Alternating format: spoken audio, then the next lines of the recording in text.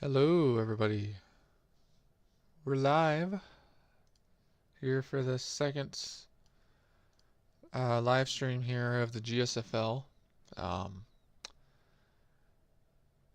Hopefully, or this one should be much more in depth than the first episode. Now that we have things more sorted out, and obviously we've had a whole week of games and a lot of craziness went down. So we got a lot to talk about. It's gonna be fun. So I'm not gonna bore you guys with much of an intro. So this will be we'll get right to this. So. We're going to start off with the overall recap of each game. Just a brief little summary. I'm going to have my notes pulled up here. I took notes for most of the games. Um, and then the games I didn't take notes for, I'll just kind of improvise a little bit, go off of what I remember. Um, and if I need to go back and rewatch, like quickly watch some of the games or something, I will do that. But yeah, so we'll just hopefully get through everything. If I miss something, you can let me know in the comments, but I don't think I will, but we'll see. Anyways, so we're going to start off. I'm going to pull up this here. We're going to pull up each game going by the days of the week and then obviously each game individually, and we'll talk about them. Spend a couple of moments talking about them, and then I'll move on to the next. And hopefully we should be out of here in roughly an hour. I don't know, it's already been 4 minutes. So let's get right into this. So we'll start with the first game, and that was on this past Thursday, so almost a week ago, where we had the first game, and that was the Armadillos and the Monarchs. And this game was certainly interesting. Once again, I apologize that the audio was not the greatest. I didn't realize that I was. Also, my mic is probably way too loud right now. Let me just back that off a little bit because when I do, sudden things like that, it's kind of up there. So should be a little bit more calm now. But anyways, um, I didn't have my I didn't realize that during that entire live stream I was not very close to my microphone, so you couldn't hear me almost at all, and whereas you could hear the game, like full blast almost. So apologies for that. I have it all sorted out now. Hopefully, um, I'll watch back some of the footage from the other live games that we did at the end of the week, um, or earlier this a couple days ago, to make sure that we are all good on that front. But yeah, so. With that said, um, let's dive into this game a little bit. So I didn't, unfortunately, since I did it live, I remember most of it. And I did do highlight videos on there. By the way, um, it should only be a thing for this week, hopefully. But the highlight games for the live games is at the end of the week. Hopefully I'll have those done by tomorrow. Hopefully those will be up. If they're not up tomorrow, actually I'm gonna try and make them done by tomorrow. Um, yeah, I've been busy with other things, so try and get those out. It's not that big of a deal if they don't get out in time, but um, preferably if they get out before probably the weekend games, I'll try and have them done by. So, but after this week, we should be good with getting those out on time after the games because it shouldn't take me too long to do. I just have to cut everything down and find clips and whatnot, so it should be fine. Anyways, that said, so this game, Armadillos at Monarchs. Obviously, Armadillos make a statement here on the road in London against Josh Allen and the London Monarchs. Michael Sullivan doing really repeating what he did. Um, from what I remember, at least a fair amount of it in the first two seasons of this league, and technically, 2 seasons of this league. Where he's at just throwing up numbers. He obviously threw for 426 yards, 4 touchdowns, 31 for 42, no turnovers. So perfect football, arguably, from him. I think he even had a couple rushing yards in there as well. Uh, and then, yeah, obviously, so his running back. Actually, I'm going to pull up the rosters real quickly because that's something I didn't have ready in time for that game. And that's the other thing, too, is I didn't have that quite figured out. But now that I do, we should be good on that front. So I'll just pull up the. So Matthew Fowler, running back for the Armadillos, had a pretty quiet game. Both running backs had pretty well. I say both running backs. We'll get to that in a second.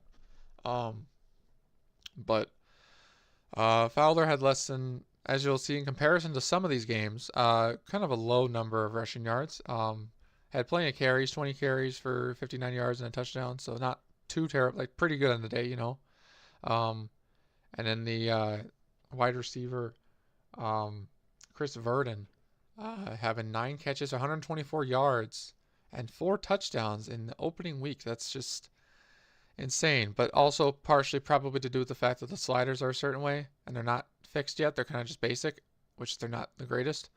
And you'll see that throughout this, that I've already said this multiple times, but I'm going to probably adjust the sliders before this next week. So just keep that in mind. Hopefully try and find sliders that are more realistic so it doesn't look like it's, you know, overly crazy high scoring games, which it kind of is and has been at this point. So that's all right though.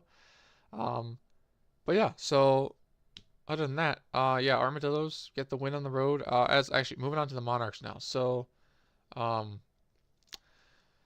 yeah, this was not a what's it called? It was under expectations for sure, at least from me. I kind of anticipated with them at least having Josh Allen, they would at least have a chance. And as you can see, he actually put up more yards than Sullivan. However, he threw 2 picks, and the first interception was on like the second play of the game. So, yeah, maybe that's because of his age. I don't know. And again, the sliders could be messed up as well. But I mean, this is not the worst turnover difference you'll see today. Well, let me tell you, we got another one coming up here, and if you haven't seen the game, you'll understand. Anyway, so yeah, but Josh also was their leading rusher, or his team's leading rusher at 49 yards, 10 carries, and a touchdown. So at least he got a touchdown on the ground and with his legs and with his, passing. But yeah, just ultimately came short. Armadillos broke open the game midway through, basically kind of held control the entire time. And Josh Nugent, the receiver there, didn't score a touchdown, but it had 121 yards, 8 catches. And yeah, so overall, like I said, Monarchs fell short, well short, at home in the home opener. And now they're going to be traveling on the road, and we'll get to that when we get to the schedule later in this live stream. So yeah, so congrats to the Monarchs. Armadillos, first win of the year, first win of the new season in a new league.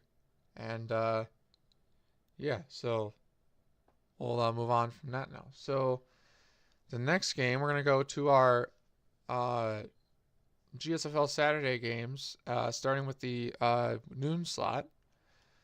So we'll start with game number 2. Game number 2. The first game of the day, and I have it labeled as game number 2 in my files. Sorry, that's what it is. Anyways, and actually this one was quite exciting. So the Dragons, led by quarterback Dan Norwell, they had rebranded previously as they were formerly known as the Crusaders, before we came over to this game, because of Madden 24, the Crusaders technically don't exist. So, and I say technically because I could mod it to make them exist, but I didn't want to do that for some reason, because I initially thought I would be doing this on console, so I wouldn't have had the opportunity to mod it. But now that I'm looking back on it, I probably could have. Anyways, but yeah, so the Dragons, led by Dan Norwell, new quarterback. The Elks, San Diego Elks, formerly known as the Aftershocks, again, team that's not in 24 technically. Yeah, so talking about this, so yeah, I believe the Dragons, were they down by? I think the Dragons were down. No, the Dragons let it. Do I have the score reversed here? No, I don't think I did. Hold on.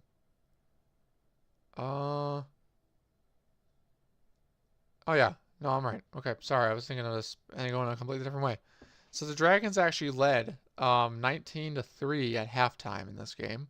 And then the Elks managed to make a comeback and tie the game up. Or actually, they took the lead in the start of the fourth. It was all tied 19-19 going into the fourth. So they took the lead in the fourth, and then they only managed to. I have it as 1923. I think that's right. Let me just double check real quickly on myself here. Oh, actually, the score is incorrect.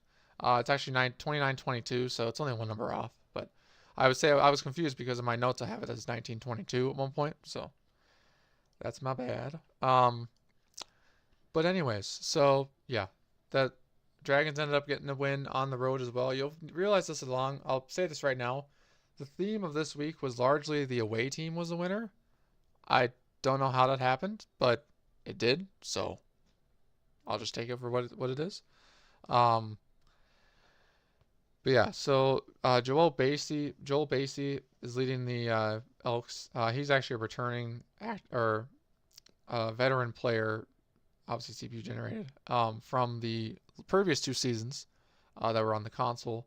And yeah, he actually didn't have a bad game. Actually, I'm going to have the stats pulled up on the My Franchise tool here because I didn't make, obviously I'm not making a graphic for every stat of every game. I mean, I could do that, but that's why I have the My Franchise tool. So that is beneficial here. So let's go to the game itself. That would be probably beneficial here.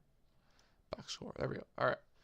So Joel Basie for the Elks threw 439 yards, so another high passer. 36 for 54 in completion, 66% completion percentage. Averaged about 8 yards first throw, and 1 touchdown, 1 pick. So sacked 3 times, QBR of 90. Not bad. So pretty good day, all things considered, even though they lost the game. Whereas Dan Norwell threw less, but he threw was more accurate, 71% completion percentage, threw half as many yards, 213, and there's a reason for that. We'll get to that in a moment.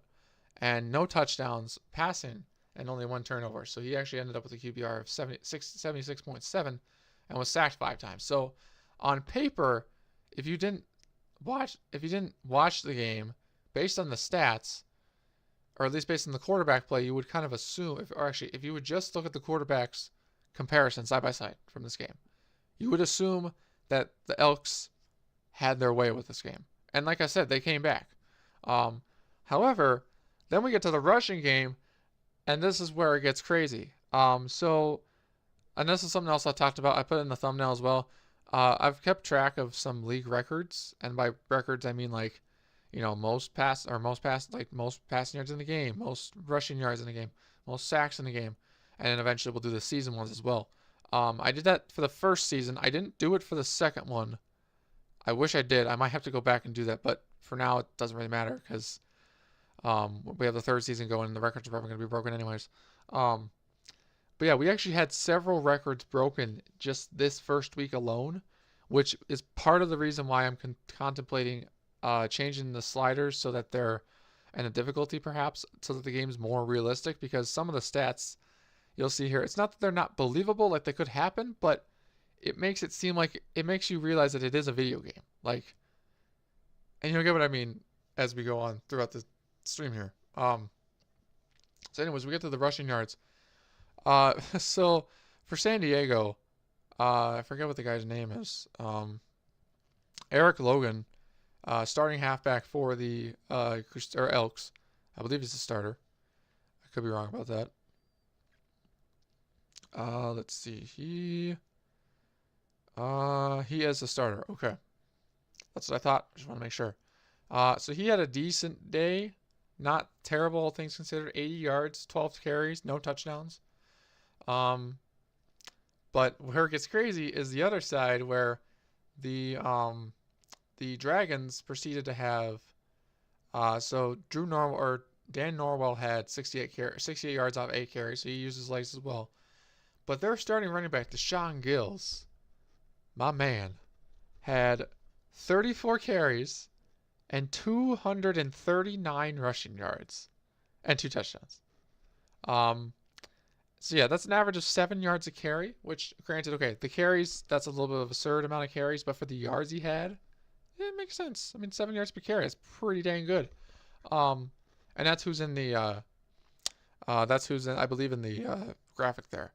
Yes, it is Deshaun Gills running away from in his breakaway touchdown score by running away from the almost like Crusaders, Elks defense.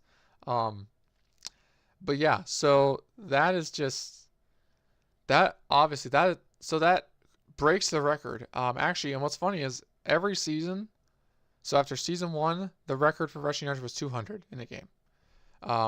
Season 2, it was like 215. So now it's been broken 3 times in the last 3 seasons. I think all of them were in week 1 too. So I don't know, but the new record now, Sean Gills holds the new record for rushing yards in the game. We'll see if he continues that streak throughout the season. But if I'm changing the sliders, it might not be a possibility. I don't know. I might give it another week, honestly. I'm just not thinking that. I'm thinking out loud right now. I might change that to one more week of just the sliders as they are. And if it gets really crazy next week too, then we might just switch them because, yeah. But you guys might have to let me know if you guys have a suggestion or opinion. Leave it in the comments down below, because that I appreciate the feedback. So, but yeah. So, anyways, that's really, and I guess for the receiving, I probably should talk about the receiving too. So the Elks here, this is what kept the Elks in the game. Their wide receiver, Matthew Murray, put up 8 catches, 174 yards, and a touchdown, which, believe it or not, is not the record for receiving yards in the game. It's like, I think 211 or something, and from season 1. So again, a lot of receiving yards here. Again, we'll see if this is this crazy in future weeks, but the score of this game actually too was kind of mellow compared to what happened later in the week, so that's fun. Meanwhile, on the other side, Shelton Love for the Dragons. He had 52 yards after 2 receptions, so 26 yards average a reception. No touchdowns. Obviously for the Dragons, and only 1 for the Elks as well. So, and then on defense, I guess I could talk about this too. Like I said, I think the defense for the Crusaders, I mean, they had a couple tackles for losses. I mean, several tackles for losses. Holy. Let's see, 1, 2, 3, 5, 6, 7, 9, 11, 12, 13 tackles for loss. Whereas the Dragons defense had 3. So, yeah, that's and then there's 1 interception for each squad. One was made by the corner on the Elk side. It was Ben Campbell, cornerback, and on the Tokyo side, it was Quentin Tripp, also cornerback. So, overall, and I don't need to go over special teams necessarily. I mean, I guess I could, but I mean, yeah, I'm not going to. It's fine. Not that I don't love the special teams players. I'm gonna give them their love too, but like, I don't think it was anything crazy. Oh, actually, we did have a. Wait, did we? No, not in this game. Okay. In a later game, we had something special happen on special teams, but overall, the guys were pretty good. Field goal average percentage, extra points. The longest field goal was made by the kicker for the Elks, Manuel Riveron. Yeah. He made a 63-yarder, 10 points. 17 points for the Dragons kicker, Manuel Gomez. So, anyways, yeah. So that's this game pretty much to a T. I spent already like 10 minutes on this game. So, cool. All right. Let's move on to the next game before this gets to like the 2-hour-long live stream. Okay, so the next game, I believe it's the next one up, is the Tigers taking on the Thunderbirds in Louisville. And so first off, the Thunderbirds get the win by 20 exactly. Tigers, honestly, this game was kind of Thunderbirds driven the entire time. And actually, the Tigers led in the game in the first quarter. They led by 4. And then after that, the Thunderbirds took the lead in the halftime, and then they just kind of took over. So, yeah. And then Lamar Jackson, the quarterback, who is playing as quarterback for the Tigers, he played in season 1. He didn't play last year, and then he's playing this year as well, or this year. He, I believe, he got hurt towards the end of the game, so the backup had to come in. But regardless, this game was already decided with the Thunderbirds' victory. So there's that. Anyways, so, but yeah, so I don't know why I said that again. So for the Tigers, we'll start on the Tiger side this time. So for Jackson, his stats: 198 yards through the air, 1 touchdown, 2 interceptions, took 3 sacks, and was a 27 for 43, so about 62% completion percentage. His backup was worse, 10 for 26, and no touchdowns, 1 pick. So 3 interceptions total from the defense of the Thunderbirds. So very good on their part. And then we got the running game, which again was really non-existent. The Tigers kind of just struggled on offense in general. Jonathan Love could barely get going on the ground, 60 yards, 16 carries. Jackson had a couple yards of his own, 3 attempts for 27 yards, but no touchdowns. And then there was one touchdown scored in receiving end, and that was Alex Keene, the tight end. So, but otherwise, our leading receiver was Marcus Anthony, a receiver who had 95 yards, so just barely under 100 after 9 catches.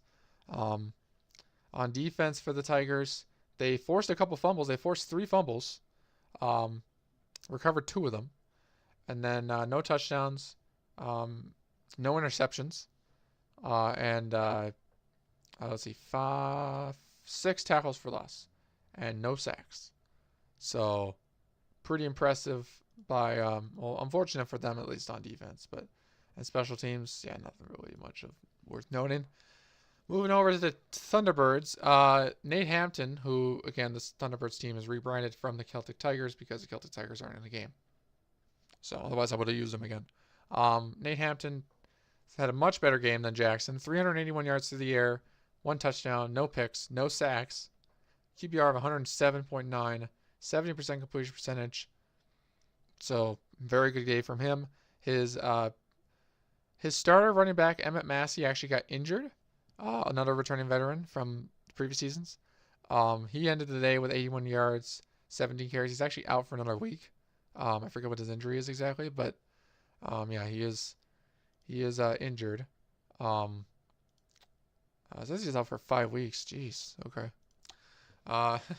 So the backup had to come in, Jacoby Ricard, who ended up picking up slack, getting 116 yards in the ground because, let's see, Massey went out in he went out in like the let's see, what quarter was that? He went out in the 3rd quarter. So like the start of the 3rd quarter. Yeah. Essentially. Just pull something here. Yeah, he went out like midway through the 3rd quarter.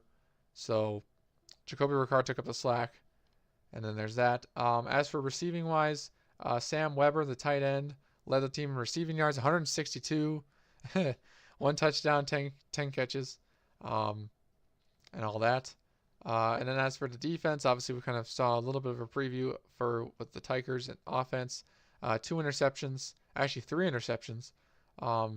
First was by a middle linebacker, Jamal Lindley, who's not in the cover. Andrew Russell, strong safety, and Jamarcus Prince, cornerback. So each had a interception respectively. Tackles for loss was 2, 3, 5, 6, 10, 12. 12 tackles for loss. 1 forced fumble, 1 fumble which was recovered, and then no touchdowns. And then obviously, like I said, 5 sacks in total because Lamar Jackson was sacked 3 times, and their backup, the Tigers' backup, Steve Edmonds, was sacked 2 times.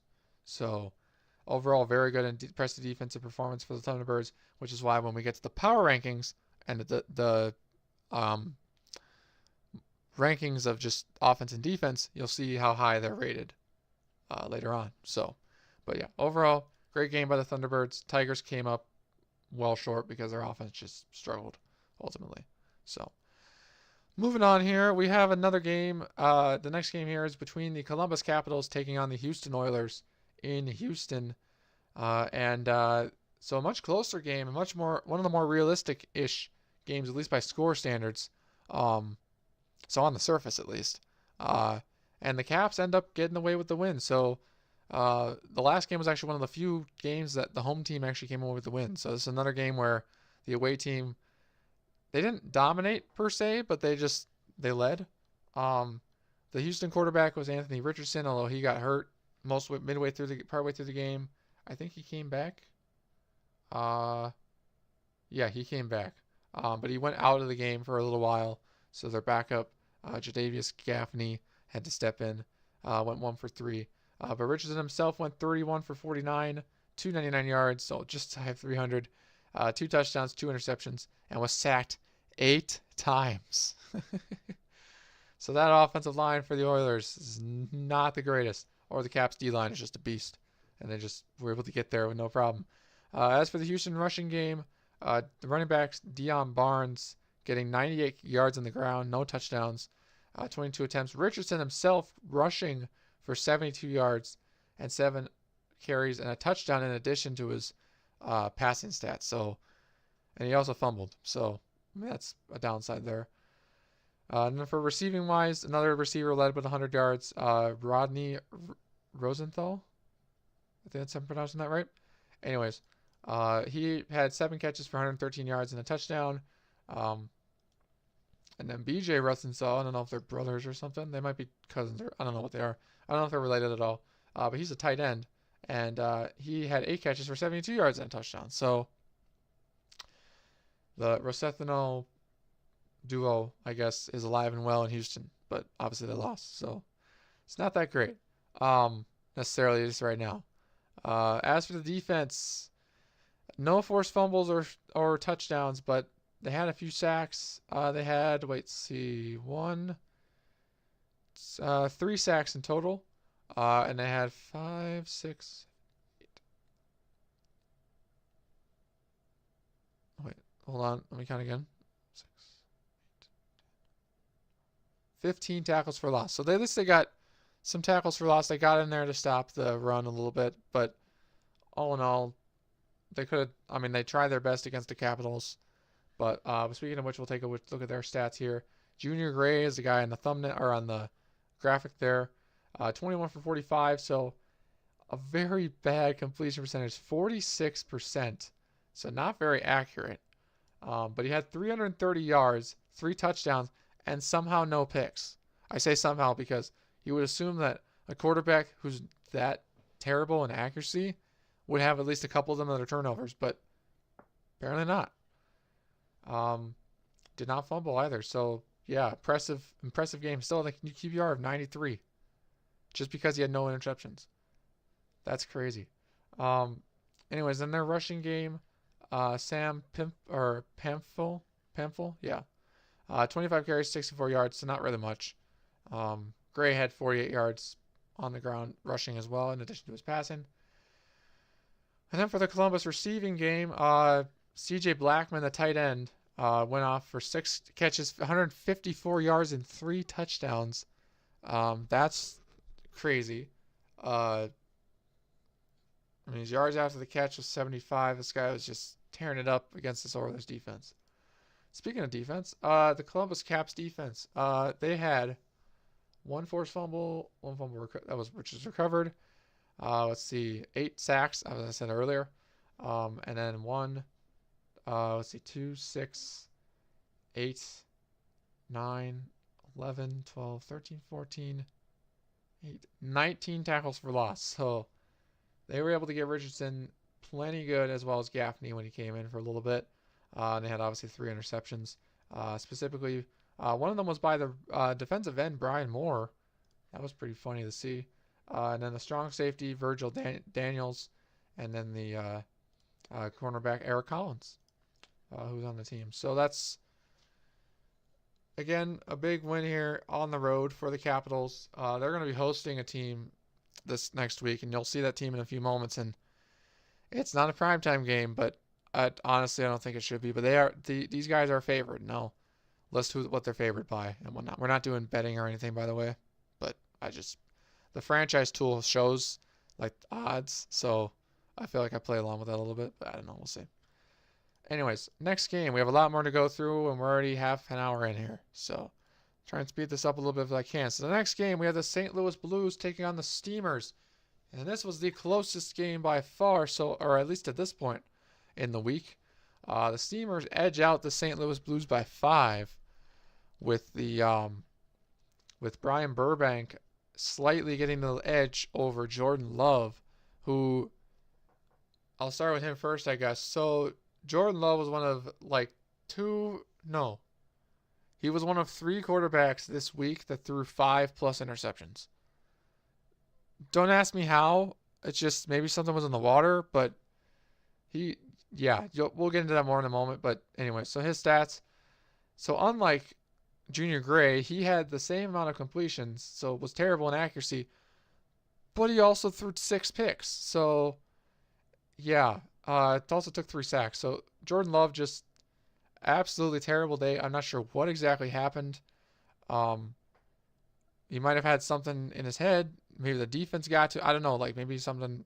He was like like the defense had him figured out for the Steamers, which is good for them because obviously they want the stats. Obviously, you see their number 37 getting an interception. Um, but yeah, so overall, not a good game for Jordan Love in his first game back since season 1 of this league, technically of this league. And then we got Greg Boykin on the ground, who's another returning blue player. He had a decent game. Actually, he had a very good game, 139 yards and 21 carries. No touchdowns, though. And their receiving room arguably was mid-ish, but, I mean, Marcus Bowden had wide receiver, had 6 catches, 73 yards, 2 touchdowns, so that's kind of what kept him in the game. On defense, they had actually their defense kind of carried them slightly, which is why they're, 31 to 36. So for sacks, they actually had 6 sacks, so fairly good on the day. And then for tackles for loss, I don't know why I need to say this and start every time. 5, 6, 7, 8, 9, 10, 12, 13, 14, 15 tackles for loss. So, and obviously, or I shouldn't say obviously, they had 1 interception too by the Demetrius Nails, strong safety for them and whatnot. So, yeah, overall, just not a good day for the Blues necessarily. I mean, it's a heartbreaker for the Blues, but a terrible day. Like Jordan Love essentially brought this team down. It really sucks to say that, but if they want to win more games, especially in this division that they're in, which this was a divisional game, by the way, they have to step up he has to step up because the rest of his team did all right. But you can't throw 6 picks and win a game. That's all I'm saying. And then we go over to Memphis briefly on the opposite end. Brian Burbank, first-year quarterback for the Steamers, had a 61% completion percentage, so pretty average. 384 yards passing, no touchdowns through the air, and then 1 interception. So he actually had a 73 QBR. So both quarterbacks kind of struggled in the touchdown department. Whereas his running back, Johnny Staley, had 21 rushes for 80 yards, and a touchdown. So not as good as Boykin, but enough to get the job done. And then meanwhile, for the receiving end on the Steamer side was much better than on the Blue side, and that was that Miguel Pagan, tight end, had 8 catches, 127 yards. So led his team along with assistance from Darrell Locke, Zach Hayes, and other guys, receivers for the Steamers. So then on defense, we've said before, they had 3 sacks. They only had 4 tackles for loss, no forced fumbles or anything, but they had 6 interceptions. 2 from Brandon Lindsley, middle linebacker. 1 from Avery Sears, who's the one in the thumbnail here. 1 from Paul Rutherford, another middle linebacker. 1 from Marquise Sherwood, cornerback, and 1 from Artie Sweet, another cornerback. So, yeah. Anyways, this again, I already talked about Jordan Love, but the Steamers get the big win here in the division to take the lead, 1-0, and the Blues will sadly fall in a heartbreaker to 0-1. So, anyways, next game. Moving on here. Oh, that's not right at all. Why did I? Oh, did I? Oh, I know what I did. Okay, sorry. So actually, did I do this in the right? Oh yeah, I did these in the right order. Okay. So now we're gonna move on to the 3 p.m. games. And the first game up here. Oh, not that one. This one. The Pioneers taking on the Desperados in Austin, and the Pioneers end up pulling away with the win, 34-16. Talking about the Pioneers first here. I don't know. I'm not even looking at my notes here. They're kind of just here as reference. We have Kerry Hyden for the Desperados, first-year quarterback in the league. 32 for 50, 64 completion, 286 yards. But also threw 5 picks. So not only did he not throw a touchdown pass, he threw 5 interceptions to this Pioneers defense. That's, again, like I said with Jordan Love, you can't have that. You can't have that win a game, that's for sure. Then we got the running back, Eric Peely, who actually carried the team, 121 yards and a touchdown. Then on the receiving end, we had Devin Favors, tight end, 10 catches, 104 yards. So receivers, offense did decent, but when you throw 5 picks, that's not decent at all. As for the defense for the Desperados, I mean, it's pitiful to look at. I mean, not pitiful. They had 2 interceptions on quarterback Brady Malone for the Pioneers. One from Nolan Hoskins, cornerback, and then one from Roman Martin, strong safety. So that's cool. They only had 3, 5, 6, 9, 12 tackles for loss, so actually decent. And they only had, 3 or 2 and 4 sacks. So their defense actually did decent. Sorry, I don't know why I was bashing on them a second ago. But anyways, I mean, what are you doing, Hyde? Come on, man. I mean, obviously I had expectations. I still have expectations for this team, as I kind of hoped that they would do decent this year, and they might still, but going down, I mean, this is a divisional game too as well, start off the year, so yeah, not good if you're a Desperados fan.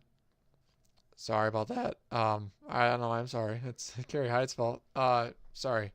Anyways, but yeah. So assuming the Desperados will come back stronger, I think they're on the road again this week, or maybe they're home again. I don't remember. We'll get to the schedule later on tonight. But moving over to the Pioneers on the flip side, we have Brady Malone, second-year quarterback here for the Pioneers, who threw 2 touchdown passes and had 2 interceptions, and was sacked 4 times. We already knew this.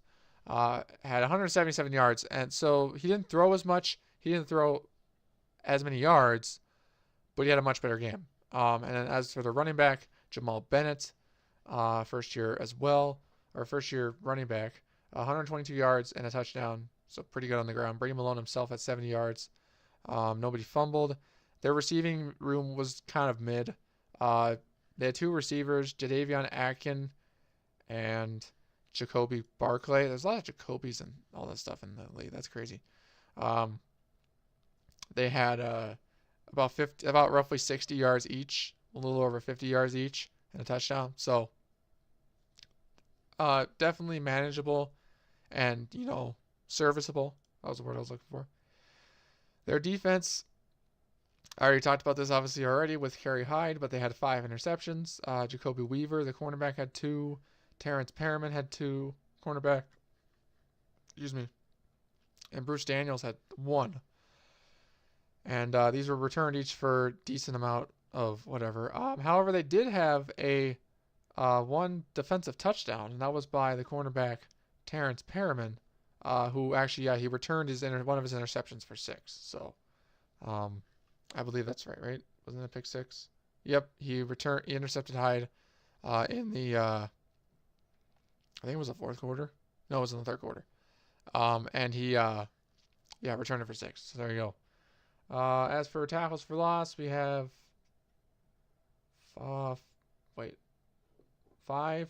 Or no, that's 5 sacks. Sorry. Well, actually, we know 5 sacks. So Kerry Hyde was sacked 5 times. Forgot to mention that. Tackles for loss, a little bit more. I'm not going to go into it much. We have 1 forced fumble by Jamie Miller, left outside linebacker. Special teams, not really anything special for either team. So, yeah. Pioneers get the win on the road. And looking forward to see what they do the rest of the season. So, anyways, we move on to the next game. And, oh man. Do I have a game here? Oh, wait. No, that's not the right one. That's right. I have these out of order for some reason. There we go. So, this game. Okay. If you haven't seen this game, there's not gonna be highlights on it or anything, so you can go back and watch it. But I'll tell you a little bit about it right here if you're watching. So this game was pretty crazy. The Lumberjacks hosted the Antlers. Antlers have traditionally been a team that they were pretty awful in season 1. We saw them play twice, maybe once or twice in season 2, where the file got corrupted that they were in. So yeah, this is just crazy. And this is technically not even the real Antlers. The real Antlers are now in Dublin. I mean, I guess it really doesn't matter, but that's technically what the team was rebranded as. So this is the other team that was available. So I moved them to Anchorage, Alaska. which was technically originally the Sacramento Miners, but that's a whole nother story. Um, but this is the Antlers, so yay. Anyways, so yeah, the score 54-31. The Lumberjacks made it respectable slightly, only losing by 23, but it was ugly for the Lumberjacks. And we'll get to that in a moment. Jadarius Herring, the quarterback for the Antlers, had a nice day. 346 yards through the air, 4 touchdowns, 2 picks, 3 sacks. QBR of 95. His running back, he had a couple running backs have good games. Deontay Golston had 141 yards and 1 touchdown. So pretty good game by him. And then as for receiving wise, their leading receiver was Andrew Davis, wide receiver Andrew Davis for 97 yards. But their leading scorer was Josh Lincoln, the tight end, who had 2 touchdowns. And actually they had another receiver, Telvin Page, who also had 2 touchdowns. So that's who got Jadarius Herring's 4 touchdowns, if that wasn't implied already. As for defense, actually this goes into hand in hand with the offense of the Lumberjacks.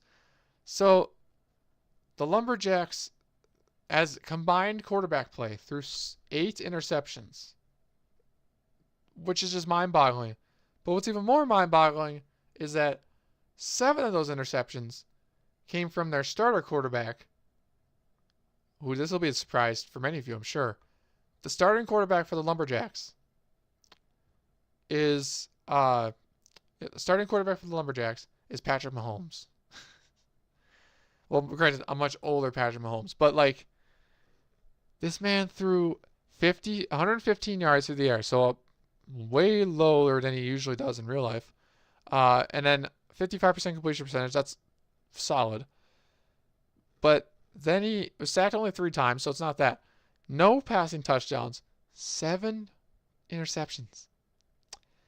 And this is partially my fault. I could have totally taken him out when he threw his 5 intercept, like at least 5, maybe 4. I did not expect him. I usually, what's happened is because, luckily I was playing as the Lumberjacks, so otherwise I wouldn't have been able to sub him out. Finally. But I feel bad only because it was not intentional for me to leave him in the game, for him to throw those 7 interceptions. But it just seems crazy to me that, like, I've never seen a quarterback through simulation throw 7 interceptions in a game. And obviously that is much the league record right now, is 7 interceptions in the game. And the fact that it's from Patrick Mahomes, who I expected to be pretty decent and elevate this Lumberjacks team with his return, again, from the last 2 years, not a good way to open the year. And the Antlers, again, to an Antlers team that in the past, like I said, has been maybe above average at best, coming off of their 2-5 season from season 1, being one of the, if not the worst team in the league in terms of record wise. I think the only one worse was the Caps.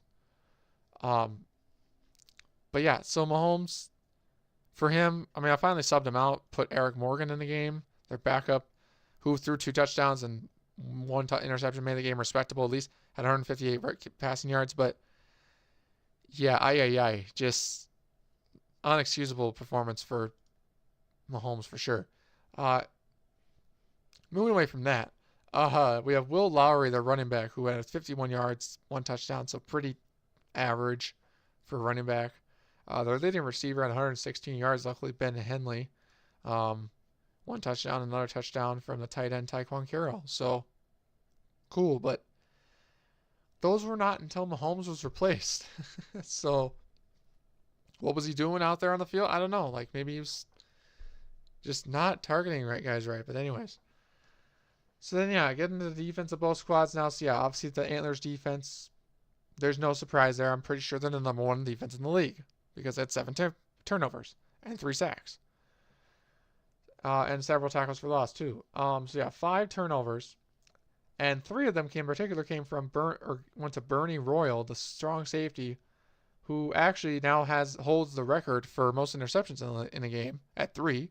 The previous record was tied between multiple players at 2 in the last 2 seasons, but now it is his alone. So congrats to him for getting that. It's not a real person, but whatever. And then we got picks from all the games. I'm not going to go over their names. If you want to go watch the game, you can. But yeah, so overall, just a great game from the Antlers defense, and their offense went off too, kind of carrying that momentum, and on the road as well. I mean, this is another division game too, so can't wait to see what this Antlers team does. I'm now very excited to watch them for the rest of the year because I thought I was honest. I'm not saying I wasn't excited initially, but now I am definitely going to make it a priority to watch them. And luckily, sadly, they're not on a primetime game this week, but once they are, oh, that'll be a fun game to watch. Depends on who they play, though.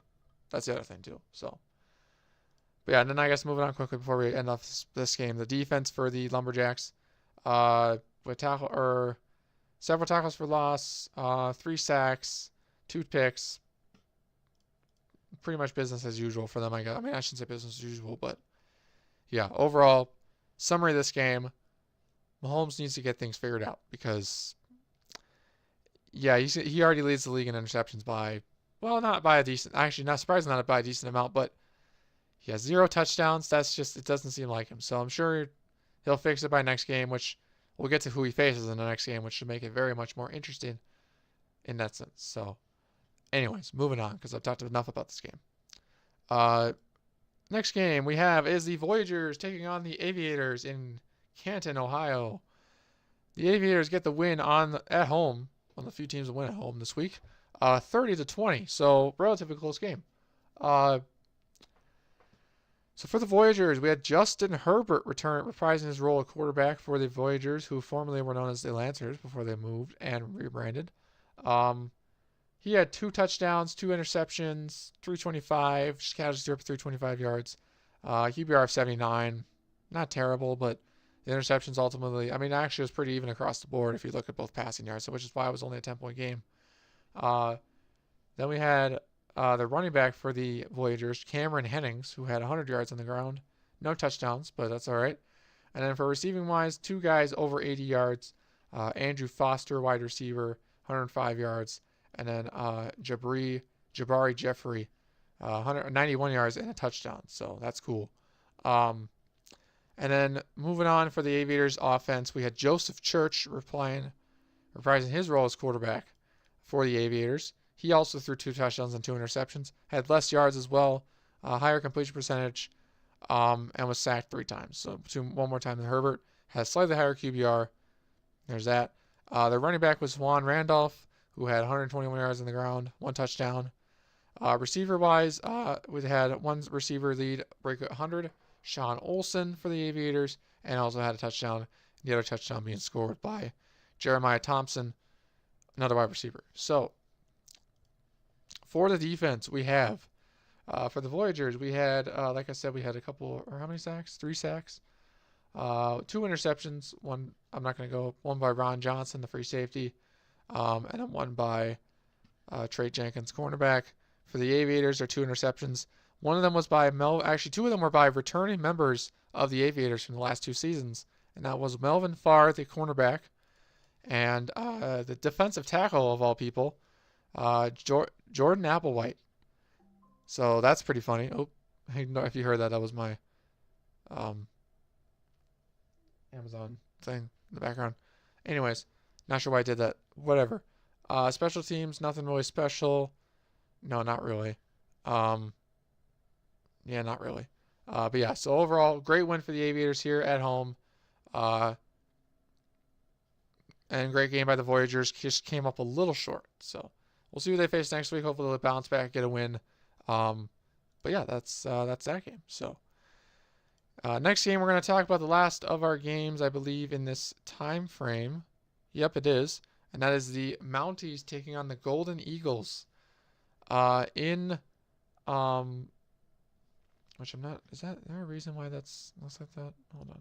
So that's in the middle. That's off. Okay. Anyways, that's weird. Sorry, I was looking at something in my French. It was looking weird. Anyway, so we have Joe Burrow versus CJ Stroud. 2 older quarterbacks, obviously, from the NFL playing in this league. Joe Burrow will start off with him, 355 through the air, 3 touchdowns, 2 picks, sacked 6 times. Not good for the whole line. 51% completion percentage. On the ground, we had a couple runs from Burrow as well as their running back Anthony Young, 69 yards. He had 2 receivers over 100 yards. Damian Mitchell, both of them wide receivers too, who had 2 touchdowns, 155 yards through the air, and then Greg Jennings, the wide receiver, who had 8 catches, 108 yards, and a touchdown. So that's cool for the Vancouver. As for defensively, they had. Actually, we'll move on to the Golden Eagles offense first. CJ Stroud, 30 for 50, 60% exactly, 3 touchdowns, 4 picks, and then 3 sacks. I don't think I have anything written down for this game. Was it crazy? Nope. Wait, not that one. There we go. Yeah. Anyways, so yeah, 3 sacks. Sacked 3 times. They're running back for the Mexico City Golden Eagles, formerly the Diablos. Justin Mullins had 164 yards on the ground, 2 touchdowns. So he's alive and well. I think he left the game too. No, he just sealed the game. That's right. Anyways, and the Golden Eagles too also had 2 receivers over 100 yards. One of them was Joey Looker, 6 catches, 126, and the tight end Tommy Anderson, 10 catches for 109 yards. So that's that. Defensively for the team, so obviously 2 interceptions for the Golden Eagles defense. And how many sacks did they get? 6 sacks. So pretty good game overall for them. Looking over the Vancouvers briefly, 4 interceptions and I think 3 sacks, right? Yeah, 3 sacks. So overall, great defensive performances on both sides. Ultimately, the Golden Eagles were just able to edge out the Mounties and win the game. So that is cool. Also, not sure what's up with the numbers here. These are the Madden uniforms that the game provided. I think the Aviators uniforms, because I have some custom uniforms in here. I think the Aviators ones are conflicting with something for these teams, so which is why their numbers are weird. This is a deal with another team too, so you'll see that later. If then the color looks off, that's why. But yeah. Anyways, moving on. Finally, feels like forever. To our 6 p.m. games, we have the Huskies and the Bulls for. Actually, no, we don't have that one. I didn't do that one first. Let's see here. So let's take this off. Silence that, I guess. 5 p.m. games here, starting off with the Sacramento Condors and the Bisons. New quarterback Jake McLean versus Brock Purdy for the Bisons.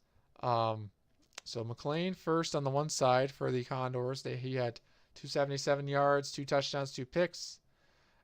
His running back Devontae Howard had a good game, 152 yards, 3 touchdowns after 20 carries. His leading receiver was his tight end Joe Barnett, and the defense came away with 2 interceptions and 1 sack. So, but they also. Oh, actually, I have that score reversed. That's hilarious. It's embarrassing.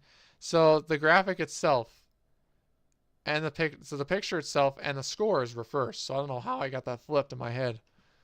But did I have that? Okay, that's weird because I have that reversed in the sheet. Okay. That is so weird. So sorry. The graphic is wrong. Whatever. The Bisons won 53-33, so Purdy actually won the game. So that would make sense. I was looking at this. I'm like, Purdy had a higher QBR? That makes sense. Okay. Never mind. So anyways, ignore the graphic for a second. This guy doesn't deserve to be on here. I'm kidding. He probably does. Purdy, moving on to him, 419 passing yards, 4 touchdowns, 2 picks, 1 sack.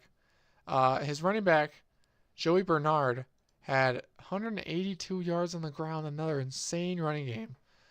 And then their leading receiver, they had 2 leading receivers.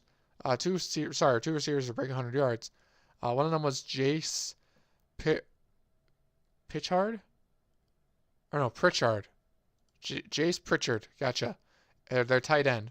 8 catches, 126 yards and a touchdown. And then their receiver, Michael McQueen, who had 9 catches for 105 yards. And heck, their returning receiver, Orlando Pearson, from last season at least, I think 2 seasons ago too, had a touchdown and 95 yards on his own. So, cool beans. Defensively for the Bisons, they had, obviously, like I said, 2 picks and they sacked McLean 4 times. So this is why they probably won. But again, 53-33, won by 20. Bisons should hopefully be a very fun team to look at in the near future. That's basically all I have on this game. Next game up here, not that one.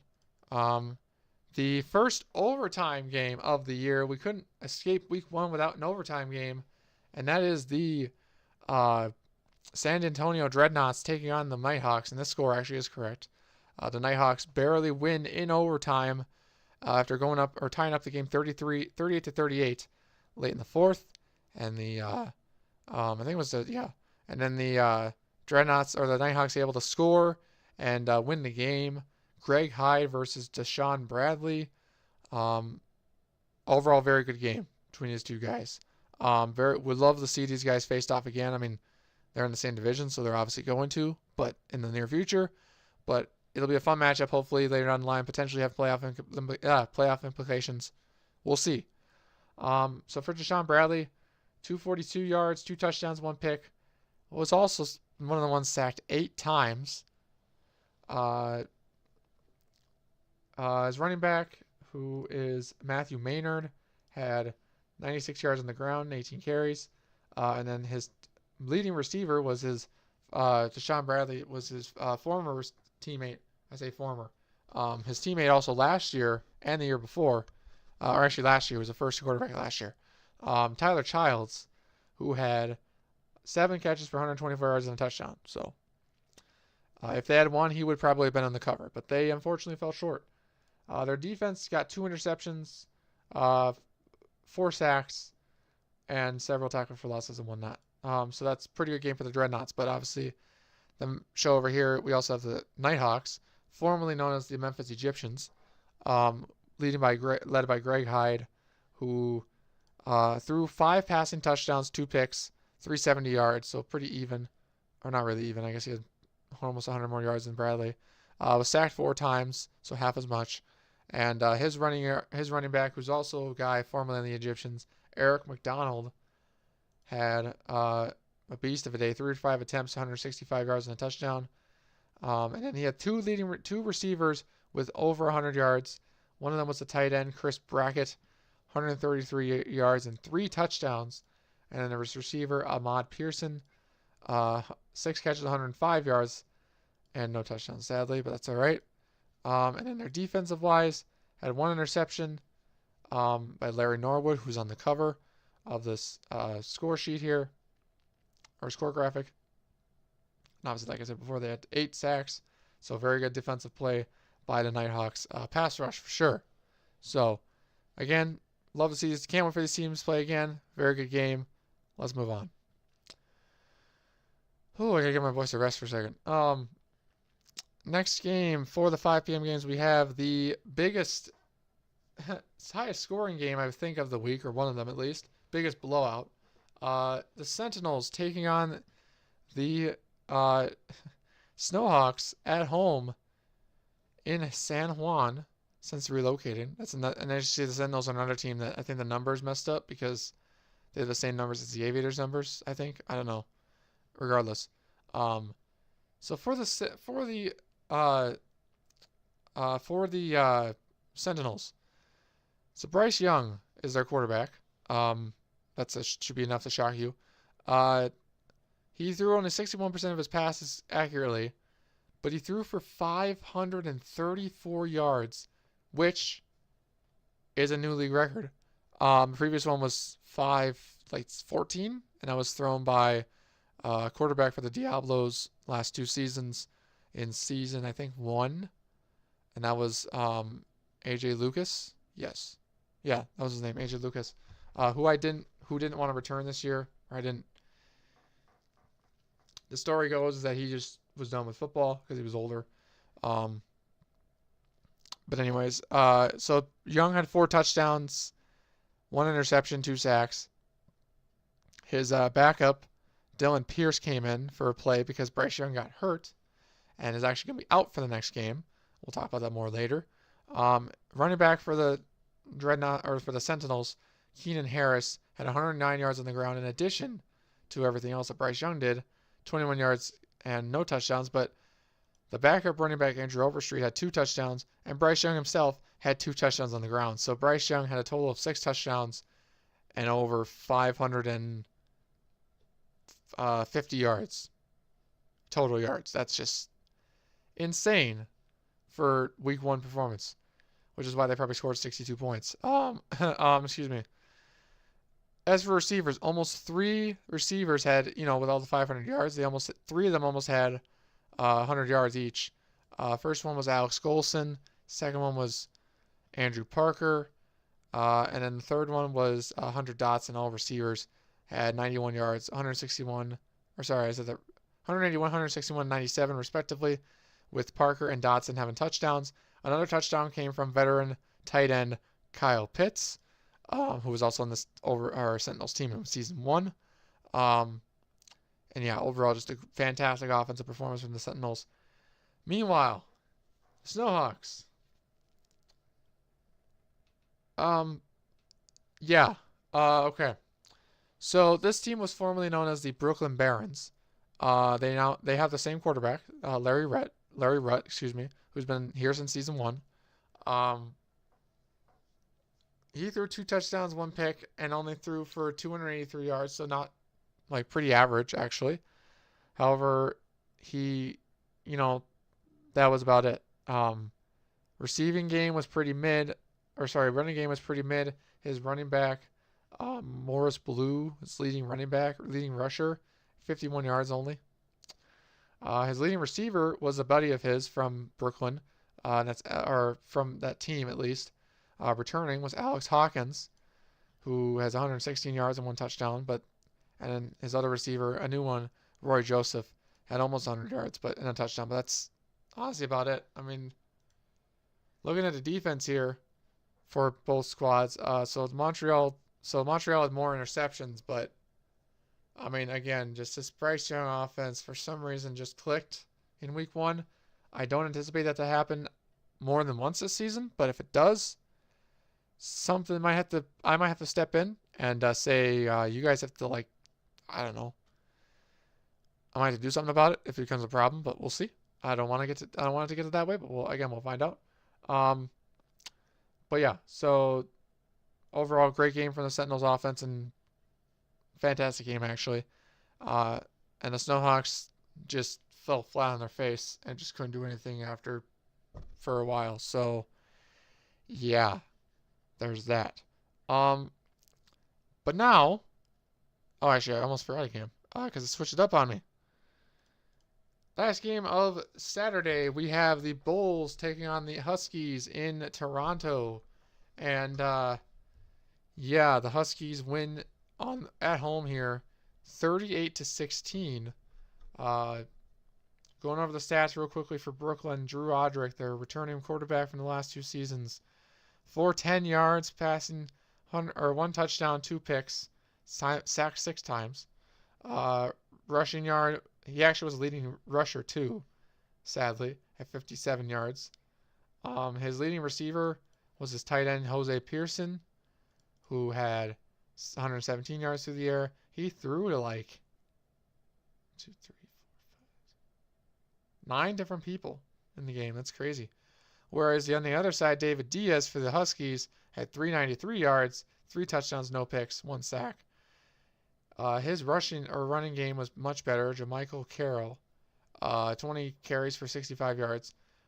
His receivers, 2 of them almost broke 200 or 100 yards. Benji Nails had 103 yards, and Darrell Matthews, the tight end, had 98 yards respectively. So that is pretty insane. And the guy on the cover here for the receiver, I think he's a receiver. Let's see if he's a receiver. I think he is. Yep, he is. Darian Jackson is the guy that's on the cover here, receiver or running back for the Huskies. So there you go. Then as for the defensive side, again, Huskies had 2 picks on their side. Bulls had no interceptions. Their defense kind of slacked. Only got to the quarterback 1 time. So they got to fix up their act on defense if they want to even stand a chance against these other high-powered offenses, especially in the WFC, because that just seems to be the division that's doing really well right now. And we'll get to that in hopefully a few moments. But yeah, so overall, great game by the Huskies. Dave Diaz gets a win in week 1. Once again, just like last year. And, yeah, look forward to seeing what they can do later on in the season. So, that's a lot. Now, we're going to move on to our final 3 games of the week. And these were all recorded live here on YouTube. And the first one was we had a doubleheader on Sunday night. The first one was the Black Knights taking on the Shamrocks in Dublin. And the Black Knights able to edge out. That's actually not the right score. Oh, that's embarrassing. Sorry. The score on the first graphic is correct. The one on the second one's not. That's the score for the next game, which we'll get to in a few moments, hopefully. We'll get to later on. So, and by the way, that picture actually happened. That was actually kind of the same play where the running back for the Black Knights, Quincy Wilbin, actually did a flip into the end zone, flipping over the defenders. It was actually pretty funny. I digress. So for this game, obviously you can see here we can go into more depth here on my other screen. Black Knights win big, 52-34 on the road, cementing their dominance win in the EFC East. Similar to what they did I guess not last year, but 2 seasons ago when they finished undefeated 8-0 alongside the Austin Bats, who are a different team now. But yeah, so going more deeper into the stats, Terry Patterson, the quarterback for, at least he's all right. Terry Patterson for the quarterback for the Black Knights, 36 for 50, 460 yards, 3 touchdowns, 1 pick. Pretty great game from him. His top target was Derek Hyde, who's also a receiver for the Black Knights in the last 2 seasons. Had 191 yards through the air, 2 touchdowns, not for 9 catches. And they also had another 100-yard player who's not in the graphic here, and that's let's see here, Dalton Faulkner, the tight end, who had 10 catches for 102 yards. So very good, impressive performance from them. And the running back too, Quincy Wilbin. It was actually their backup because Junior Hopkins is actually their starter. He's not a running back for them, but he got hurt in the beginning of the game. So yeah, there's that. But yeah, so 141 yards for him, 3 touchdowns. So I think he might even tie the record for most rushing touchdowns in a game, I think. Yeah, something like that. So overall, great game from him. Meanwhile, on the other side, the Shamrocks. Will Bentley, a new quarterback for the Shamrocks team, who's also new-ish. 400 yards through the air, 71% completion percentage, and 3 touchdowns, 3 sacks. So both quarterbacks, this is the only game I think that both quarterbacks finished with a QBR above 100, which is crazy. And then for their rushing game, they have Jermaine Davis, who went on the ground for 20 carries, 68 yards, and a touchdown. Bentley got involved in there too. Their leading receiver was Edward Jackson, who didn't really show his dominance until towards the end of the game with 1 touchdown. However, Chris Barnes, another receiver they have on their team, had 2 touchdowns, but less yards. So overall, just offensive Shamrocks could not keep up with the defense of the Black Knights. Black Knights, to be fair, did lead this game. I mean, actually, the Shamrocks led this game in the first quarter because there was a pick 6 from Terry Patterson at the beginning of the game. But after that, it was all Black Knights that they just took over. And Terry Patterson vowed to, I guess, not make that mistake again later in the game, and he did. And look at that, he won big in his division. No interceptions from the defense of the Black Knights, but and only, like I said, 3 sacks. So very quiet for the defensive. Obviously, they let up 34 points, so it wasn't that dominant. As for the Shamrocks, they had 1 interception. Like I said, it was for a pick 6. And that was cornerback by Reggie Huff. And, overall, just defense couldn't stop the offense of the Black Knights, couldn't stop the connection, the Patterson and Hyde connection. And Black Knights get the big win here on the road in Dublin. So, next game on Sunday night, our second game of Sunday night. This is the actual right graphic and everything here, which is good. We have the Redwoods taking on the Riverhogs in the WFC West down in Australia. And the Redwoods, this was a very exciting game. If you missed it, I feel bad for you. But you can go back and watch it if you want. This game So hear me out. So the Redwoods were leading 23-0 at half, and actually no, it was like 23-7 at half. Whatever, maybe it was 23-10. At one point early in the first half, they were leading 23-0. Okay, the Riverhogs managed to make a comeback, and they managed to crawl all the way back and make it 27-23 or whatever. And then for whatever reason, then the Redwoods, the Riverhogs defense decided to kind of fall asleep towards the end of the game, and the Redwoods ended up getting the win barely after a last-minute field goal to end the game, essentially. Yeah, it was a crazy ending. Like I said, I mean, there was one big play made from Sam Young, the quarterback for the Redwoods, first year, by the way, that essentially sealed it, and you couldn't help but think of the fans there just shocked the fact that their team had this massive comeback, pulled almost the biggest comeback in league history, and it was all for nothing because they ended up losing by 2. So, but yeah. Anyways, moving on to the stats more wise in depth detail quickly. Sam Young throwing 386 yards, 2 touchdowns, 3 picks. So it looks like on paper they should have lost, and I feel like they kind of almost should have. That's mean to say, but they, but then 2 sacks as well. Their running back, Dom Burton, had a decent game, 91 yards on the ground rushing. Receiver was Morgan Whiteside that was leading the way here, 189 yards, 2 touchdowns.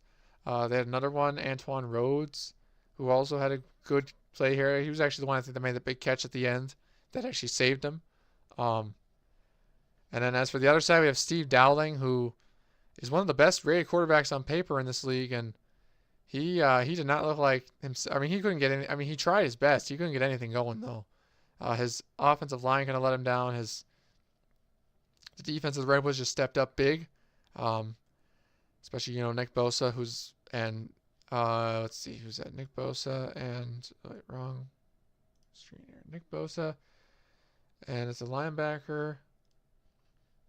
It's number 46. Who is it? I'm trying to figure out who it is on the screen there with him. Let's see here.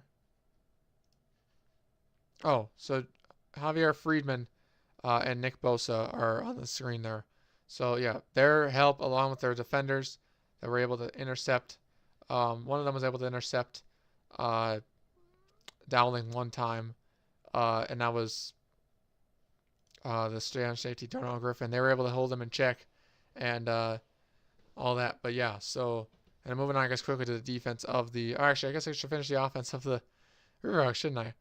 So Bridger Moulton was the leading carrier for a while because their starting running back Justin Lopez went out with an injury for a while but came back.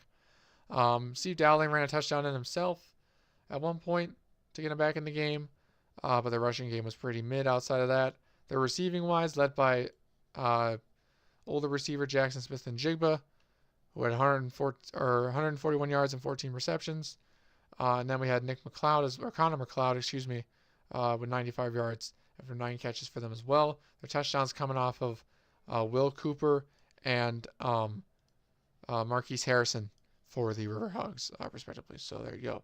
Defensive-wise for the teams, the Riverhogs, again, they got how many sacks? 2 sacks. 3 interceptions. One of them I actually called. It was, I kind of jinxed a little bit.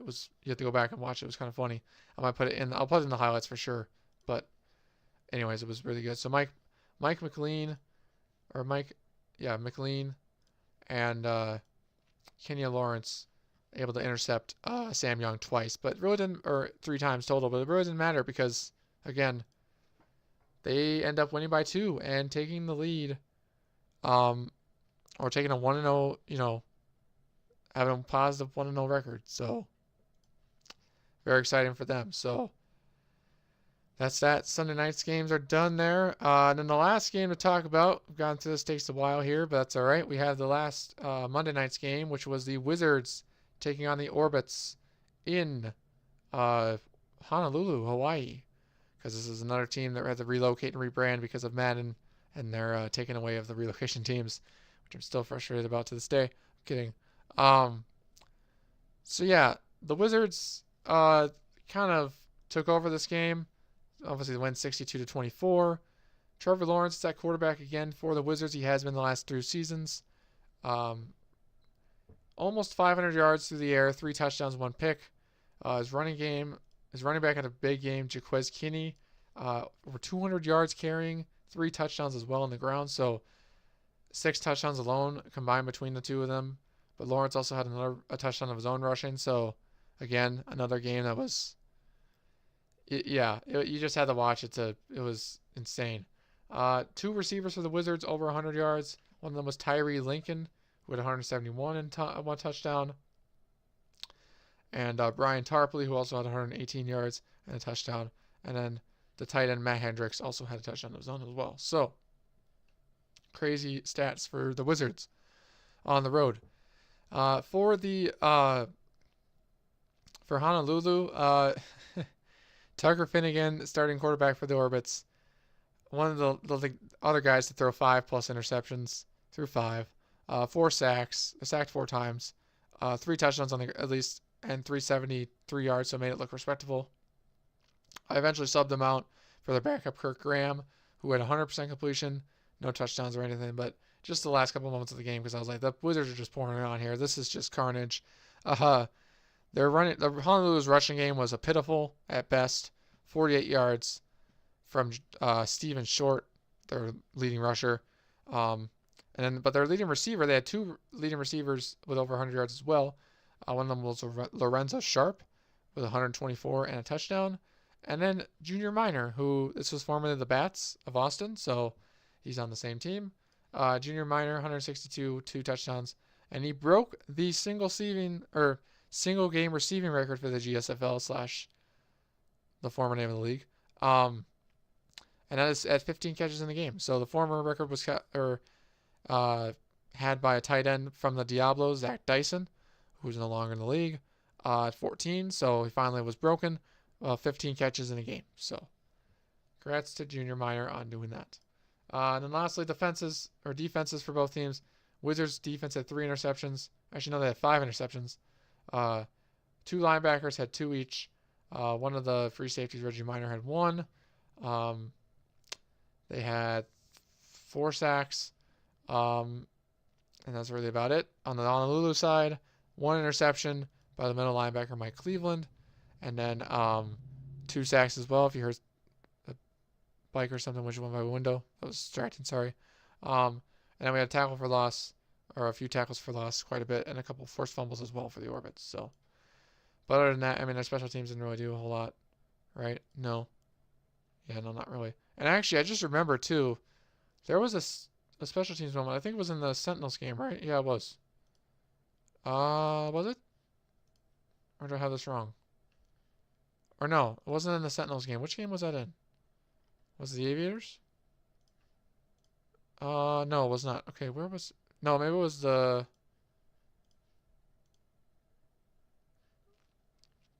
Oh, yeah.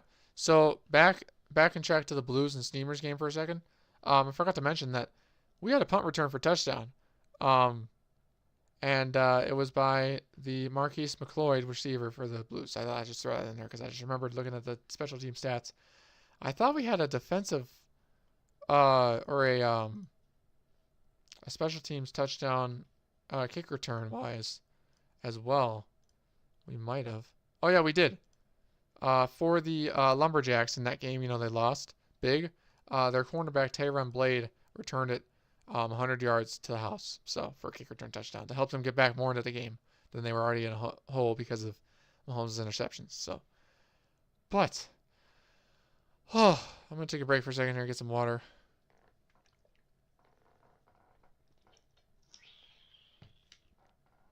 I'm back. All right.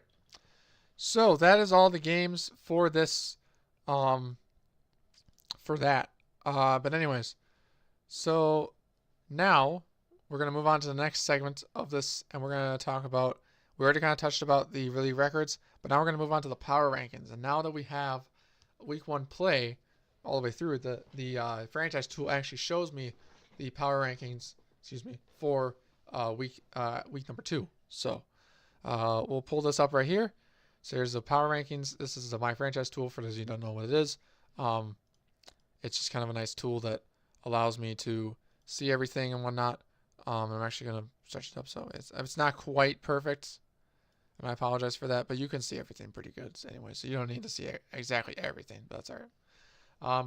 But anyways, so, and luckily I can show you more because I haven't recorded any games yet, so that's cool. Anyways, but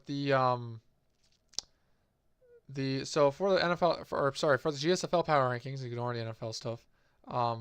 We have the at number 1 for the power rankings, we have the Armadillos at number 1, followed by the Wizards, then the Antlers, the Capitals, and the Huskies to round out the top 5. Outside the top 5 at the 6, we have the Thunderbirds, the Sentinels, the Black Knights, the Bisons, and the Nighthawks. They are here, so that rounds off our top 10. And as you can see, then at 11, the Golden Eagles, Pioneers down here as well as Steamers.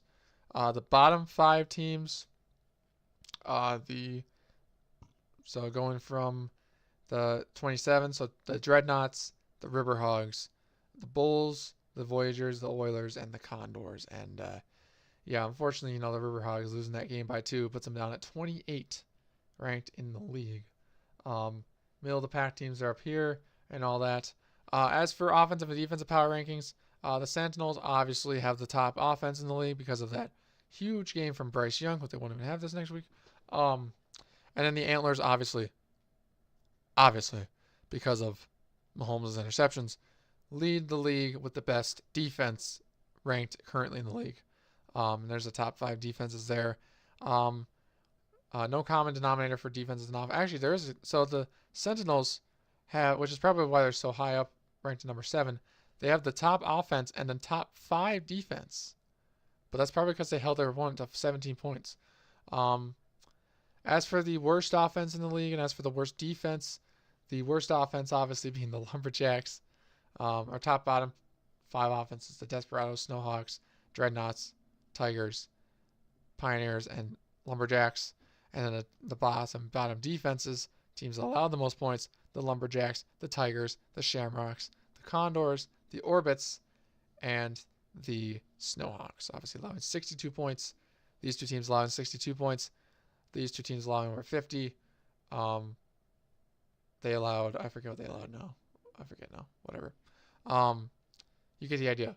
But yeah, so overall, that's the rankings for each team here for the power rankings and the offensive and defensive rankings. That's pretty cool to see. What else is here? Oh yeah, and then we can show the upcoming schedule and whatnot because we have that done here. So let's reveal the schedule in 3, 2, 1. Here it is for week number 2 in the GSFL, season number 3 technically. Starts tomorrow night at 7:30 p.m. Central. All these times are in Central Time. I'm sure you can see that on the graphic, but if you're wondering, they're all on YouTube as well. The microphone means it's a live commentary, so that means I will be here calling the plays live from the booth per se. I'm not sure if, unless I say something differently, I'll try and be commentating. I'll try and do better than I did this past week. But yeah, so anyways, we end off June with hopefully a bang of games, and then we start July with our Monday night game as well. So that's cool. Anyways, so we'll start off with Thursday's game. We have the Red Dragons taking on the Redwoods in Oakland. So obviously remember the Redwoods having that, barely big, close win versus the Riverhogs this past week in Australia. They traveled back home to the States. The Dragons still on the road. Honestly, for predictions, I'm going to predict the Dragons have the, we'll see if Deshaun Gills can keep it up again with his record-setting game, or will the Redwoods somehow manage to come up with another. I think, honestly, though, because the Redwoods had, I felt they kind of got bailed out a little bit in a way because Sam Young played kind of under or below average. So I'm actually going to pick the Dragons to win this game just because, and by the way, the It says the Oakland isn't favored. No, that nobody's favored at all. So like it's a pretty close game. I'm gonna say the Dragons win by at least 3. It'll be a tight one, but I think the Dragons will get it done. I think Deshaun Gills will go off again, and all that. So moving on to Saturday's games, we start with the Sentinels at the Wizards. Sentinels and Wizards both coming off of huge offensive wins, and the both on the road, or actually no, the Sentinels were at home. Wizards are now at home. Uh, both these, so we have the top 2 offenses facing off in week 2. Actually, yep, the top 2 offenses facing off in week 2. So this is either going to be, where are they at for defenses? The Sentinels have a top 5 defense. Wizards have where's that? Oh, the 13th. Okay. I don't know, man. So it says here, at least in the whatever. So the Wizards, or sorry, the Sentinels are favored. The franchise tool has them favored by 2.5. I will say, you know what? I'm gonna go against the tool here, and I'm gonna say that the Sentinels or the Wizards will win this one. But it'll be close. I'll say they'll win by 3 or more. So I guess maybe 2.5. I don't know. Anyways, moving on. We have the Lumberjacks taking on the Capitals in Columbus, Ohio. The Capitals are heavily favored in this one by 15.5. I don't think they'll score that much on the Lumberjacks, but I think Mahomes will have things figured out. I'm gonna say they win by 7 or more. I will take the Capitals to win, but I think they're not going to win by 15. That's for sure. I just don't see them. I don't see Mahomes having 2 bad games in a row. I could be wrong, but I don't see him having 2 bad games in a row. Anyways, then I know we'll run these through this quickly, but that's all right. Then we got the Thunderbirds taking on the Aviators. Both teams having good games this past week. Thunderbirds are ranked pretty low in the offensive rankings. Actually, they're ranked pretty high. They're number 5 in the offense, number 3 in defense. The Aviators are, let's see, they're number 26 in offense, and they're number 17th in defense. So it could go either way. Let's see. The tool says, let's see. What does the tool say? The tool says that the Thunderbirds are favored by 2.5. So, you know what? I like the Thunderbirds in this one. I'm not saying that I'm gonna just agreeing with the tool here from the game, but I'll pick the Thunderbirds to win this one too. I like their defensive play they had against the Tigers. Granted, this is not the Tigers they're facing again, so it could be different. But Joseph Church, I mean, they only won by 10, and the Thunderbirds won by a lot more. So I think their defense is going to partially carry things. But give me the Thunderbirds I'll take that spread of odds here at 3. So over 55 points is what it projects, at least. So that's pretty crazy. But we'll see. And that's combined points, by the way. Then we got the 4th game of the week. We have the Memphis Steamers taking on the San Diego Elks. And so the Elks losing a close battle to the Dragons in week 1 at home, and they're going to be at home once more. Steamers traveling on the West Coast this time. Steamers having a good game against the Blues, a very close game, but their defense picked off Jordan Love several times, and Joel Basie potentially could have that same thing happen, but he also could be much different. We don't know. See, the game says that the Steamers are supposed to win by 2.5. You know what? I like the Elks in this one, but I'm going to go with the Steamers, and I'm going to take that spread of 2.5. We're not betting or anything, but if I had to bet money, I think they're going to win by 2.5 at least. So 3 points. So a field goal or more. Yeah, so give me the Steamers. I think they're going to get it done. Then we got our 3 p.m. time slot. Moving on here, we have the Condors hosting the Orbits. 2 0-1 teams, 2 teams that gave up big games. I think they're actually near the bottom ranked in both categories. Condors are 25th in offense and 30th in defense. Orbits are, where are they at? They're 18th in offense and 31 in defense. So It could be a high-scoring game. It could not be. We'll have to just see how that works here. Currently, the Sacramento's actually favored to win anyways, though, by 12.5. I don't think they're going to win by 12.5. I think the Condors are going to win this one, but I think it's only going to be by like a touchdown or more, so 7 points. Just because when I was watching their game intermittently, I just felt like their team is a little bit better, and the run game of the Orbits concerns me enough to the point where I think the Condors are going to take advantage of it. So I'll take the Condors by 7. Then we got the Armadillos taking on the Desperados. The Armadillos coming off a huge win in the opening game, kickoff game against the Monarchs. Desperados falling well short to the Pioneers at home, so they're at home again. And let's see, they are, I think, also, yes, Albuquerque's favored to win by 15.5. Okay, that is a way too high of a spread. I think it's going to be less than that. I think it's going to also be, actually, I'll do by 10. I'll say Albuquerque's going to win this game, but I'll say it's by 10 or more points. I don't think it's going to be over 70.6 points combined. I think Albuquerque's going to struggle, potentially. I mean, I shouldn't say that. It's going to be closer, I think, than we realize. I could be wrong on that, but I have a feeling it's going to be closer than you might anticipate it to be. So that's what I think. So Armadillos are going to go 2-0 to start the year. Then we got the Voyagers and the Huskies. And actually, I skipped games or whatever. Voyagers, Huskies. Let's see, who's favored to win this one? Toronto's favored to win this one by 14. You know what? I'll take that, but I'm not going to take the spread. I'll take it 7 or more. Just because I think that spread is way too wide. I think the Voyagers got, they have a quality quarterback. They have a quality run game. They have a quality receiving core. They only lost by 10 to the Aviators. So I think they're going to do the same thing, or if not, slightly better fare against the Huskies defense. Let's see, what's the Huskies defense ranked? It's 14th. So, and their offense is ranked 16th. So it could be close. I'm still going to take the Huskies, but only by a touchdown. Then we got the Nighthawks and the Golden Eagles.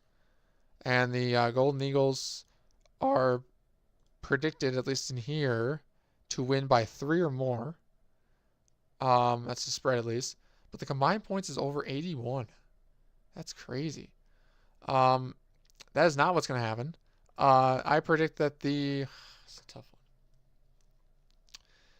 You know what? I like the Golden Eagles. I like CJ Stroud. This should be probably a shootout again. I'm hoping for it.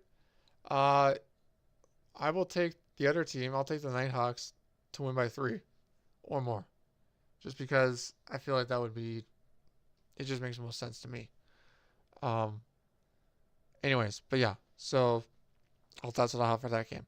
Then moving on to our last slate of games for Saturday, we have the Blues and the Snowhawks. Oh boy. You got Jordan Love, who threw 6 picks. Or we got Larry Rudd, who couldn't get anything going on offense.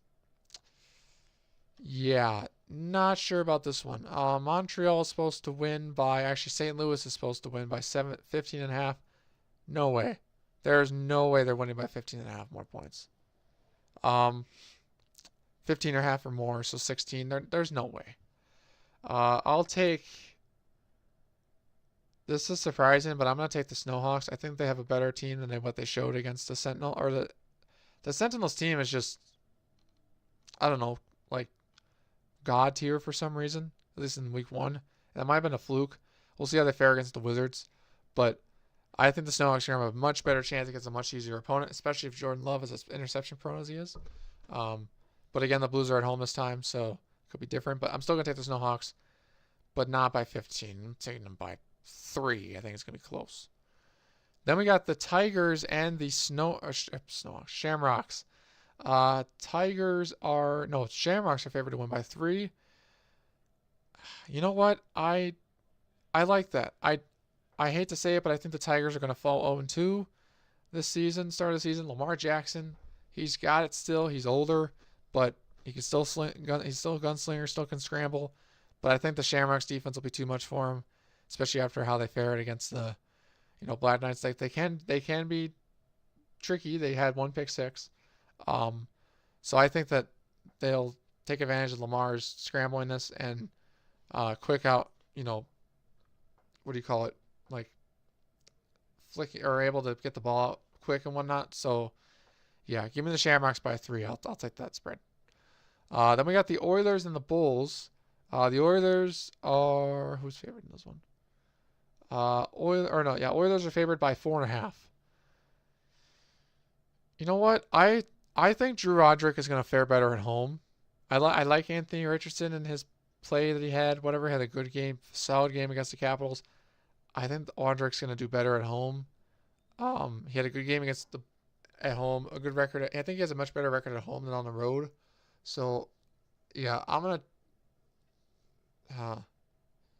Honestly, yeah, I'll take him.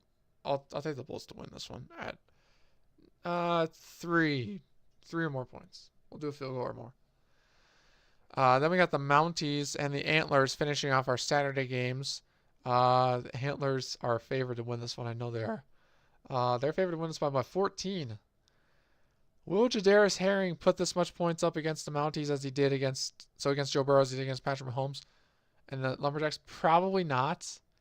I think, you know what? I think the Mounties are going to make it close, but I think the Antlers are going to just edge them out at home since they're at home this week. So I think they're going to win by 7 or more points. I'll take that. It's spread instead of 14. And then we move on to our Sunday live games on the 30th. First starting at 5 p.m. Central.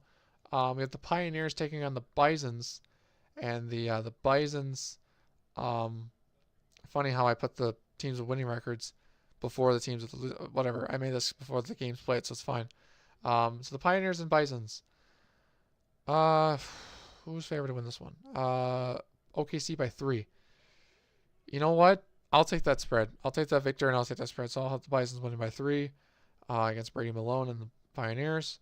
Then we got the Sunday night game, 8:30.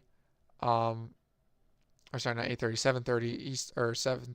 I had that as 5 p.m. That's stupid. It should be 7 p.m. Central. We have the Riverhogs taking on the Dreadnoughts. The Riverhogs in our back-to-back Sunday night games, but this time on the road in San Antonio. And the Dreadnoughts, wait, hold on, it's actually 0 on the sheet here. So pretty even. You know what? I'll take the Dreadnoughts. Who has higher offensive rankings here? Let's see. Both are pretty mid. Yeah. Okay. Both are about middle of the road / not that good. I mean, Riverhogs have a better offense and defense. I'm still going to have the Dreadnoughts win this one because I feel like that would be, it's just to me that makes the most sense. I'll just take them to win, and the spread's going to be, I think, like they're going to win by at least 3, field goal or more. So, but then moving on to Monday, we have the Monarchs finishing out the week on Monday, July 1st. We're finally in July. Already of this year. Then we'll have the Monarchs taking on the Black Knights in London. In Paris this time. Formerly the Battle of London, when they were the Bulldogs. The Monarchs coming off of upsetting loss at home to the Armadillos, and the Black Knights having a huge win on the road in Dublin. So Black Knights are going to be waiting to fire. The Patterson-Hyde connection is going to be strong. The spread for this one is by 14 for the Paris Black Knights. I will take the Black Knights to win this one as well, but not by 14. I'll take it by 10. 10. We'll do 10 points. That should suffice. So there we have it. That is all the games that are happening this week. And actually, I just remembered we have one more thing that I want to touch on, and that is going to be the players of the week, because I completely forgot that we have that, and I completely forgot that that's a thing. So, anyways, so for your EFC, I don't have the graphics sadly on here, so I'll just kind of talk about it on here. Actually, I'll just show my franchise too here. So, for your players of the week here, for the EFC offensive player, we have Bryce Young. No surprises there. 500 broke the single game passing record. Then on the WFC defensive side, we have Carlos Jones, who had 2 interceptions, 1 one for a pick six, 1 sack, 15 tackles for loss, just by himself, which was crazy. I forgot to even mention that in the game of the Wizards. And then for the WFC side, we have Michael Sullivan for the Offensive Player of the Week, which is really funny because it seemed to me like the WFC went off more because they have more winning records, but apparently not. And then for the WFC Defensive Player of the Week, we have edge rusher Duke Keys. So, which again, that I might seriously consider changing that name because that's just insane. Like Duke Keys, really? That's an auto-generated name too. But he had 5 sacks, which is nearly the record, but not quite. So there's that. But yeah, so that is all I'm gonna say for yeah, that's all I'm gonna say for that. Wait, the teams change for stuff? Maybe? Oh no. Nope, never mind. I did that already myself. All right, cool. Anyways, sorry I got distracted. But yeah, so that is gonna be the end of this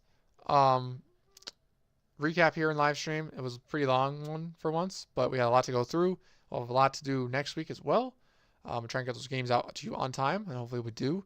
But like I said, hopefully you guys, thank you for support so far in this league. Trying to get it back going again. We're gonna try and finish it this time, and I'm dedicated to it this little bit. Determined to finish it this time. And yeah, so hopefully you guys did enjoy this, and look forward to seeing y'all back here tomorrow night as we watch the Dragons take on the Redwoods. So yeah, but with that said, that's all I got. So thank you again for everything. Thank you all for watching, and see you tomorrow night.